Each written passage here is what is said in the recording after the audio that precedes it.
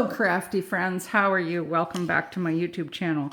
Today is 10 on the 10th or whatever, and I'm going to be making these lovely cards, except I'm going to be making them in all kinds of different ways. So my friend Alicia of Call Me Crafty Alicia, which rhymes with Patricia, Call Me Crafty Al, does these things every month, the Sheetload of cards. Now, it says use 2 sheets of 12 by 12 paper, but I didn't want to use up 2 sheets of 12 by 12 paper because I had 2 packs of this card, of this stuff. And I wanted to show you that instead, you can get, because this back piece right here is 5 by 3 3/4, and then this piece right here is 2 by 2 3/4. So I want to show you that you can get 1 card out of each of these sheets of paper. Okay, so I don't remember when I bought this.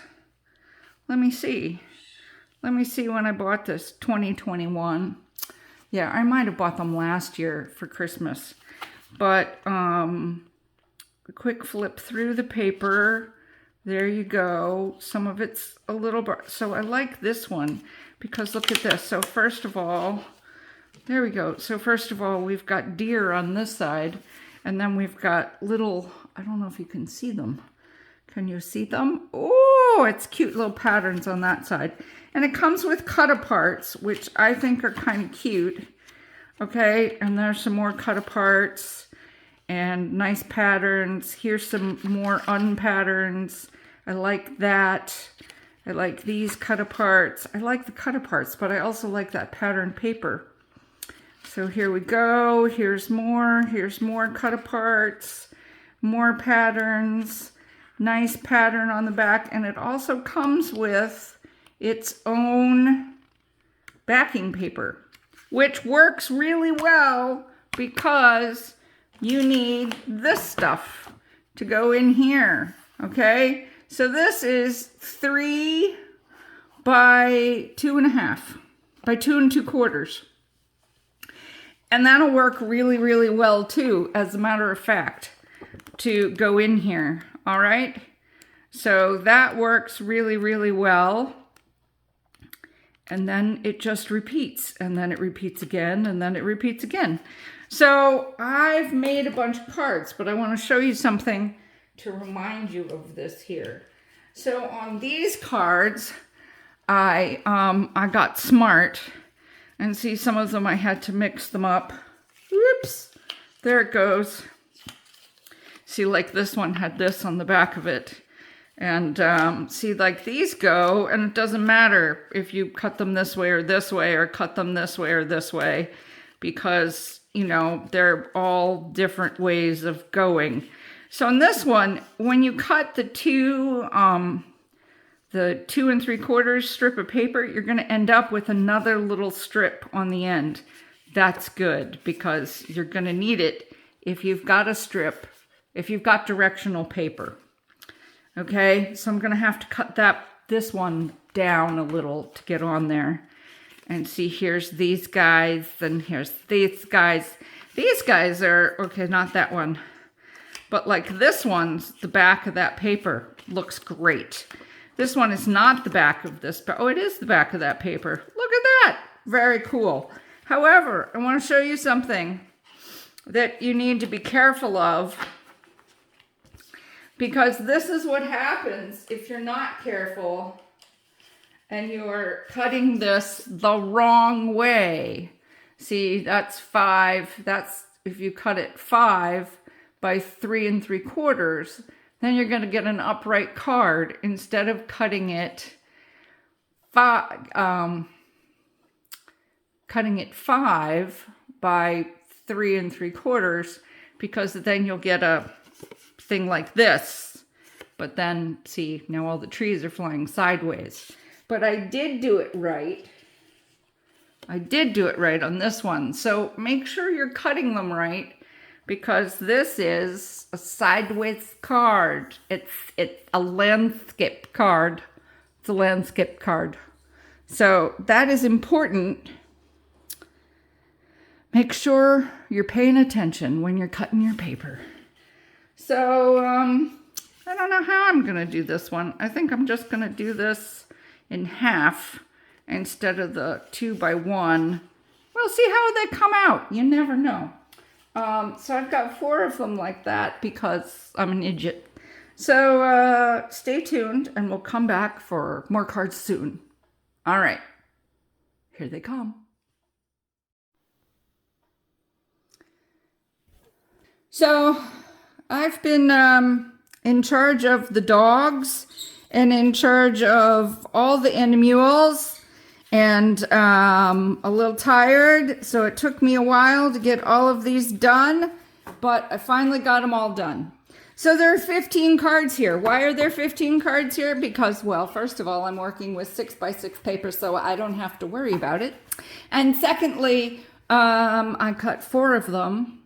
This is 3 of them. Oh, because there's another one over that way that I'll show you in a minute.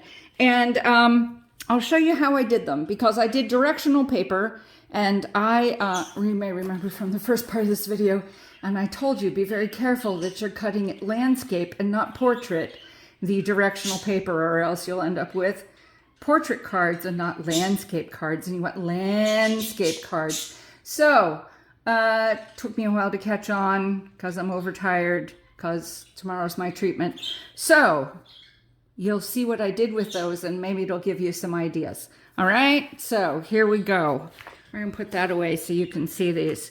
So this sentiment comes from the Country Christmas Wreath from not Concord and Ninth, from Honeybee Stamps. I really like that. And this is the die set, Christmas Splendor, Christmas Wonder. It's supposed to go in an envelope from Spellbinders. They had one for Christmas and one for Halloween. Loved them both. Bought them. Although I have to tell you, in making this little candy cane, it looks the same whether you put on all the little pieces or whether you just color on all the little pieces. So that's a, little tip from me. I love this bow. Have you seen this bow? I love this bow, and I love the way it's like 2-dimensional. So that's what I did. I didn't put on the little white piece because I like the way it highlighted my die cuts. Okay, so that's the first one over there. Same die set. They have a poinsettia in there. And this one, you see that? It's the back of the same paper, so I did it the same. Looks great. I started doing this one with Nuvo drops. Didn't work well. So that's when I broke out the little couple of drops. So this one was an Advent set from Ink Road Stamps, like 3 or 4 years ago. I don't know if it's actually still available, but you get the general idea. It's trees, so I did a deer. There you go, deer. Here's a little Santa. Again, this one comes from Neat and Tangled. This Santa, so you can't get it, but this one comes from SimonSaysStamp, and it's a Kathy Zielski design, and it is still available. I will put it down below, and it's a great set. I used a lot of this set in this thing, and see, I had a tiny, whoops, there we go. I had a tiny little star bump, so I put it in there, and I love how those matched. So one of the things I tried to do is I tried to keep these as flat as possible so that mailing them would not be expensive. So this one is Snowflake Soiree by The Greetery. I don't know if that's still available, but have snowflakes, people. And what I did was I embossed them. Instead of, just stamping them, I embossed them. So they're a little funky and a little fun. That joy is from this set, from the Kathy Zielski set. So you know what? That's fun. Yes, it is. And at this point, all these, joy. So these are gold ones. These are silver ones. So the red joy went on the gold snowflakes. By the way, these came from Pink and Maine. A lot of these little thingies came from Pink and Maine because they're very flat. Can you see how flat they are? Oh my God, I love them. And they sparkle. Can you see how they sparkle? Oh, I love the sparkle. Yeah, but the joy comes from that same Kathy Zilski set. And look, I discovered you could color the snowflakes in 2 different things. So I did, and I cut them out in 2 different things. It's a 2-step snowflake. So there you go. So this one's golden and silver. That was a pain in the butt. I'm not doing that again. All right. Now, what took me so long? Okay. I'm going to show you that this is one of the things that took me so long. So this is part of that Kathy Zilski set, the Season's Greetings. So this one is done in plain old Buttercup Concord 9th ink. And I thought, well, that's kind of dumb. So this is, it's a, obviously, it's a snow globe. But I thought, what would happen if I put this stuff, glossy accents on top of it? So that's what I did. I put glossy accents on top of it, and now it really looks like a snow globe. Isn't that cool? So I tried one, and you cannot do regular ink. To when you stamp it out, you have to use Nocturne, whatever ink that is. Hold on. You have to use VersaFine Clair Nocturne ink because it's a pigment ink. And it's permanent. So if you use any of the other inks that you regularly use with your alcohol markers, it'll bleed into the glossy accents. It's very bad.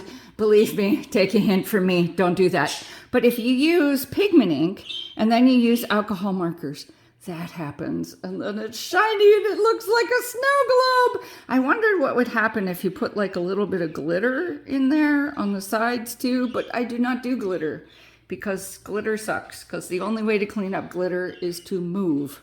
So yeah, that. So I did this one. There's a tree in there and the snowman. So there's that one. And here's this one. See, this is the one I salvaged when I did regular ink, but you can see it's a little smeared, but we're just gonna ignore that. Yeah, man on a galloping horse ain't gonna see it. And now we're gonna start doing, this is what happens when you cut directional paper, portrait and not landscape. So I didn't want all the trees flying sideways. So instead, what I did is I cut it this way. So if you cut it this way, and then you cut this 1 inch and you cut this 2 inches, one of the problems is you don't have enough space to put one of the things in. So I started getting creative. So this is the first one. That didn't come out bad. You know, that one's not bad. You know, it is not bad. So I'm gonna move these guys